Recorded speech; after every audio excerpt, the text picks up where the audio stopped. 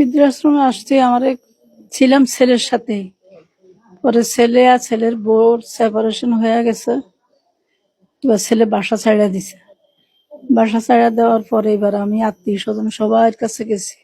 সবাই বলে যে ছেলে মেয়েরা রাখে না, আমরা রাখুন কি জন্য, কেউই রাখে নাই। পরে আমি একা একাই একজনের নিয়ে এখানে আসছি।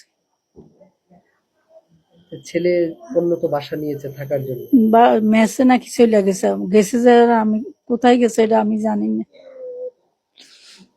খোঁজ খবর নেই না, আর মেয়ে বনশ্রীতে থাকে, মেয়েও খোঁজ খবর লয় না। ঈদের দিন ছেলে মেয়ে কেউ আপনার পাশে নেই, আগের ঈদ গুলার এখনকার ঈদের মধ্যে পার্থক্য থাকে? আমি তো এখন ঈদ করিয়ে নাই, ঈদ করি না, আজকে গোসলও তো করি নাই। তাদের কথা মনে পড়ে?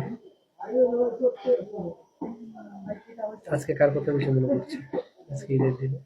ছেলের কথা।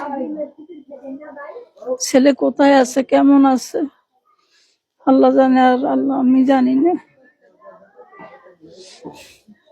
ছেলে যদি আসে আপনি চলে যাবেন? আসলে তো যাবোই।